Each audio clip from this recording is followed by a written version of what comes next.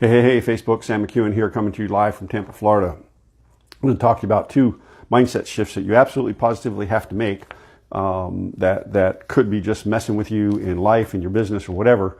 And the fact of the matter is two things that entrepreneurs think they have beat. They have it taken care of because their guru told them that, you've got a good mindset there, because all they're doing is spouting off what their upline or their bosses or whatever wants to hear. And the fact of the matter is that most people don't get it. They don't get that mind shift right away.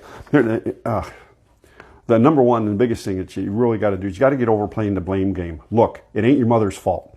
It ain't your mother's fault that you have a crappy life. It's not your mother's fault that you're so far behind your peers in your business and things like that. Get over it now. Except in rare cases of abuse that you didn't get counseling for, you didn't get help for. It ain't your mother's fault. Quit blaming other people for where you're at today. You're where you're at today by your choices. Plain and simple. You made the choice to be where you're at today. And in my grand scheme of things, I'm right where I'm at. I'm right where God wants me at right now because of the choices that I've made, because of the decisions that I've made. And good or bad, I'm here and this is where I'm supposed to be. It is time. And if I'm going to go forward, then I have to get out of any type of blame game, any type of blaming somebody else, blaming some coaching, or blaming this guy who told me that, or, whatever. Get over it. Get over yourself. You have to quit blaming yourself. I have a friend, and she, I'm changing everything about this story except for the real facts, because there's no way I want anybody to be able to recognize this person. But she came from just an absolute horrible abuse situation from the womb, fetal alcohol syndrome. They don't talk about it much anymore, but this used to be a real big problem. Still is. Okay, the mother drinks and drinks and drinks while she's pregnant, and it can cause serious damage to the baby in the womb. And so, and then when the baby was born, the abuse just continued, sleep deprivation and things like that. Now, she really could blame her mom, blame her mother. She doesn't. Okay, she has accepted where she's at in life. She has moved forward. She works a very productive job. They were told that she would never live past the age of 14. Okay, 26, 28. I don't remember how old she is right now. But the fact of the matter is that, she could probably blame her mother. It all started with her mother. But here's the thing. She doesn't even think about it that way. She takes care of what has to be taken care of today, and she does what she's supposed to do today. Okay, rather than dwelling on what happened in the past and, this person did that or that person did this, and I'm just a product of my situations. But the fact of the matter is that you gotta quit playing the blame game. Now, there's people out there going to tell you, you really have to do some mindset shifts and everything else. And the fact of the matter is that this is one of the biggest areas that everybody struggles with every day. Why didn't you get XYZ done today? It's nobody else's fault but yours and mine. It's not my fault that you didn't get done what you needed to get done today. It's my fault what I didn't get done, what I wanted to get done today, because I made choices to either do other things or to sit back and take it easy. And that's one thing as an entrepreneur. I'll make as much money as I put in the work. Pure and simple. If you want to be an entrepreneur, understand you're trading a 40-hour work week for a 60-hour work week. And if you can't see that, if somebody's telling you can do it, you can make multi-million-dollar income in 2 or 3 hours a day, I'm sorry, they're lying to you. Okay? Now you can get some systems a year or 2 years down the road where it's click, click, click, and you're doing some things and you have some people working for you and stuff like that, and you only put in 2 or 3 hours a week doing some maintenance work and keeping things going, keeping the wheels greased and everything else. But hey, no six-figure business is run by somebody who's working 2 or 3 hours a week. It's not, okay? It just isn't, okay? So get real. Get real when people tell you can work 2 or 3 hours a week and make 6 figures, okay? You have to put in the work, you have to put in the time, you have to pay your dues, and it's not going to happen overnight. Here's the thing. Here's what will happen to you if it happens overnight. Okay, if you are at a point where you're just starting in a marketing business, or you're starting in just a work online business, not having anything to do with marketing, selling on Amazon or anything like that. Okay, If you go from 0 a day to 1,000 a day like that, you won't know how to deal with it. You won't know how to manage your money, because if you're not managing your money at 0 a day, you'll never manage your money at 1,000 a day, and pretty soon it'll all slip right through your fingers. Okay, so and then you'll start blaming somebody for it. Man, I did $7,000 last week. I don't know where it all went. You had control of it. Okay, so get this blame game thing out of your mind before you start earning income. You really have to start working on that. Whenever you find, okay, you're driving down the road in Florida. Hey, I love Florida. We're in Florida. God put us here for a reason, and we love being here. But here's the thing. I think all other 49 states take their worst drivers and send them to Florida. Pure and simple. Well, maybe with the exception of New Jersey. But anyway, I'm sorry about my friends in New Jersey, but you know, I grew up in Pennsylvania, and we were, you see a New Jersey driver, you always figured they didn't have insurance. And anyway, that was a long time ago. Maybe they got better. But here's the thing. When Rita and I go to work, when I take her to work in the morning, or when she goes to work in the morning, you can't count on two hands the number of times she gets cut off. So what are you going to do? Be mad at the other guy? No, you drive a little offensively and a little defensively. You keep going down the road, and you have to let it go. Okay? You can't blame their upbringing. You can't think that they're a fatherless child or whatever. You know the words I'm talking about there. And we all use them. We all call them. But we're blaming them. Okay? And you have to get rid of that thought. Now, do you lose your temper every once in a while and stuff like that? Yeah, you're human. That's going to happen. But it depends on how fast you snap out of it, how fast you let go of it, and how fast it just goes away and has no effect on your day. I know folks who will get cut off in the morning and they're still PO'd about it at 5 o'clock at night driving home. It's like, okay, who's going to cut me off now? Well, if you're in Florida, half a dozen people in a 10-mile drive are going to cut you off, guaranteed. Especially now, the snowbirds are all here. I swear, every state sends their horrible drivers down here, and just to annoy those of us who live here. So, but get over it. Quit playing the blame game. It's not your mother's fault. And here's the thing. People like to blame their negative attitude or their whatever on the toxic people in their life. And I've been ranting on this toxic people thing for a long time, because you have to look inside. And if there's a toxic person in your life, where's that toxicity coming from? Is it a disagreement on politics, religion, sex, something that you're at the opposite ends of the spectrum? It could be.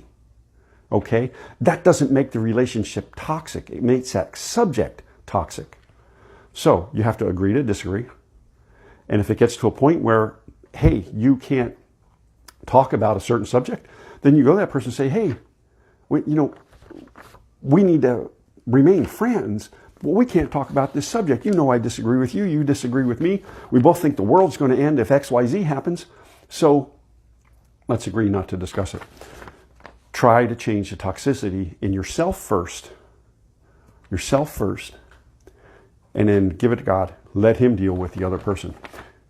You start cutting people out of your life that have been there a long time. Who's going to support you? What, your brand new friends on Facebook? Get over it. They ain't friends. They don't even know you. They don't have a history with you. They see your fancy little posts. They see your uplifting posts. They see this. They see that, and you stroke them. You keep going. You talk back and forth, and you ask about their dog, and you ask about their kids, and everything. And all the while, in the back of your head, all you want to do is get to a point where you can ask them if they want to buy into your business, or if they want to buy your product, or whatever. You should get that crap out of the way first. If you've got a business online, you should pop the question to them, write up, and then do your friend things and stuff like that. But those 10,000 friends you have on Facebook, they ain't friends, people. Get over it. Okay, yes, you can do business on Facebook, and yeah, you can generate some income and things like that.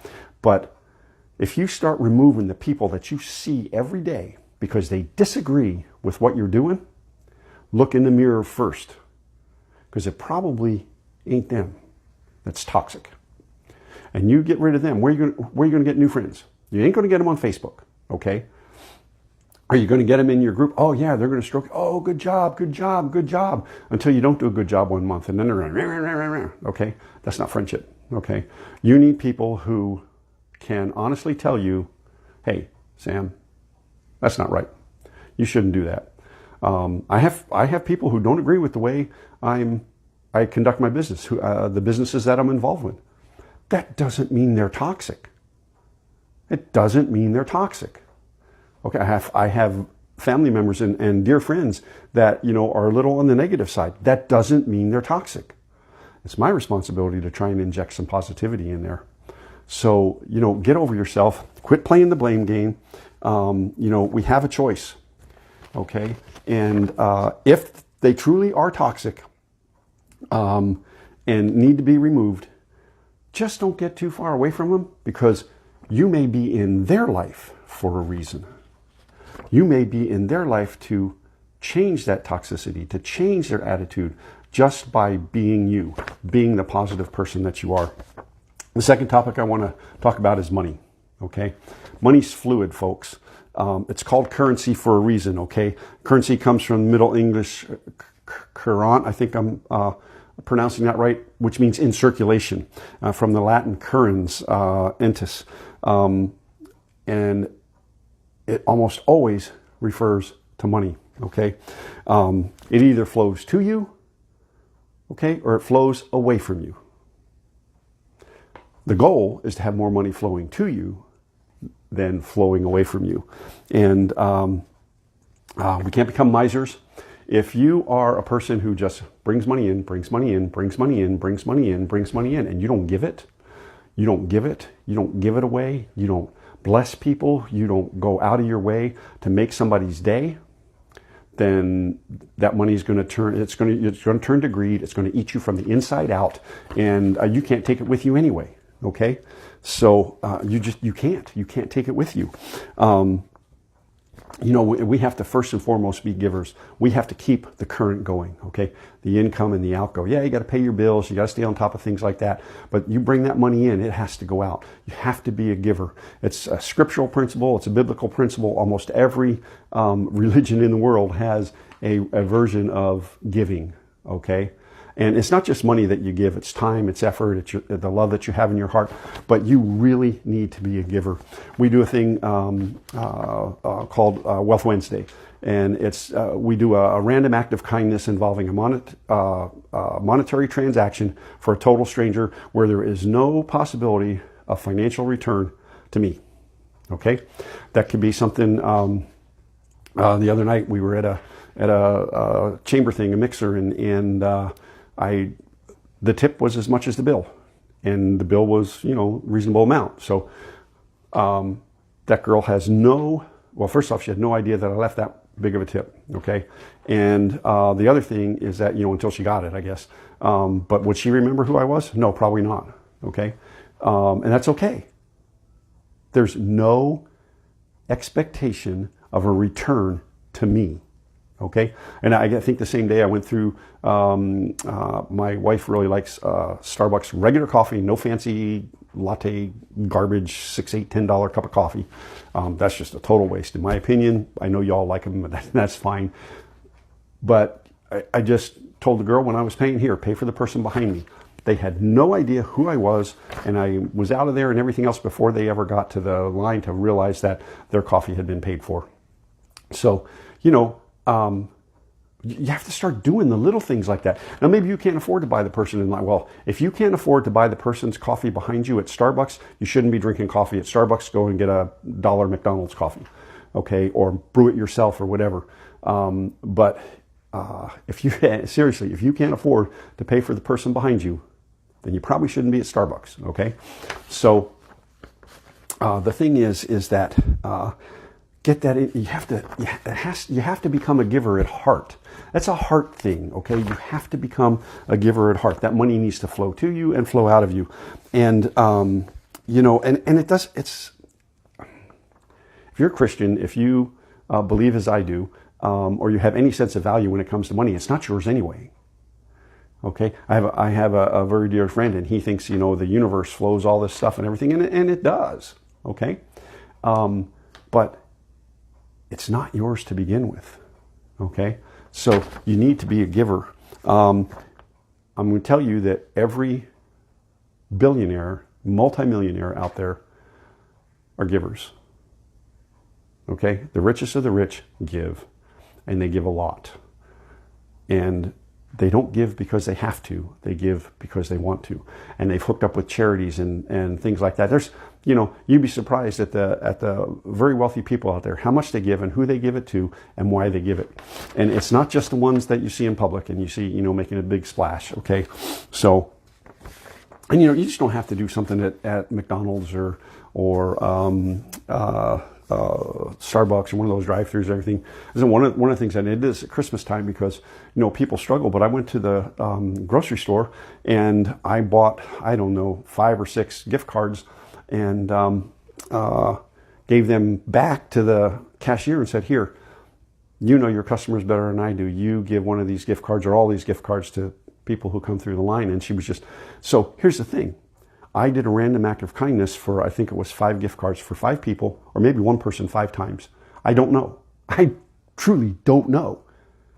But then she got to be part of the blessing. She got to be able to say, hey, a guy left this for you. Okay? So she got to be part of the blessing. And you could see just the light in her face that she was going to be able to make somebody's day because of what I did. Totally random, totally, no expectation of return.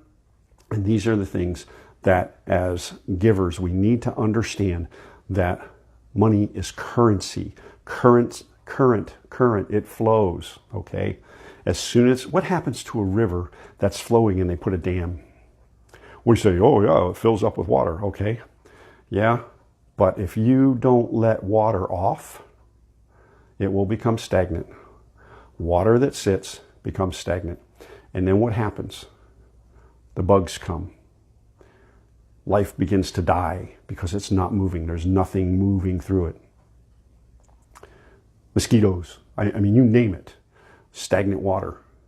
Stagnant current. Stagnant currency just builds up crap behind it. So I want to encourage you today, when in your mindset, think about these things. Think about how important money is to you. And if it is such a driving force to you that you can't let go of $5 a week or $2 a week or even $1 a week and give to bless somebody else, you really need to change your mindset.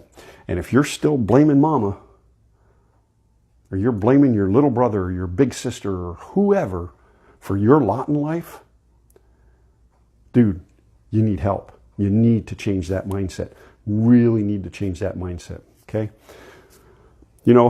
I am a financial coach, and I'm telling you, the folks that are coming to me right now are hurting. If you're out there and you're hurting, you can't figure out, I have one guy who gets paid tomorrow. Tomorrow's Friday. He gets paid tomorrow, and he's already planning his next 2 weeks, the 2 weeks out. So tomorrow's paycheck is gone. He doesn't know how he's going to buy groceries, okay? And he already knows in 2 weeks what that paycheck is going to do. Come on, you can't live like that. That's constant stress, no sleep, nothing. I mean, it's just total stress. So if you're interested in getting past that paycheck to paycheck and you would really like to take control of your money, you tell your currency where to go. You tell it how to act. You tell every penny that comes in where it's supposed to go. Most of y'all don't have an income problem. You have an outflow problem. And so I'm offering a very special deal. I'm calling it March Madness because March's budget is due next week. So if you're interested in some financial coaching, it's not free. Okay, it's how I earn my money, but I have a special in March going on. So if you're interested in getting some information on my financial coaching, just private message me the words March Madness and I will get the information out to you. I'll catch up with you and we'll talk about that. So once again, if you're interested in some financial coaching, private message me the words March Madness and we'll get together. This has been Sam McCune coming to you live from Tampa, Florida. Have a great evening.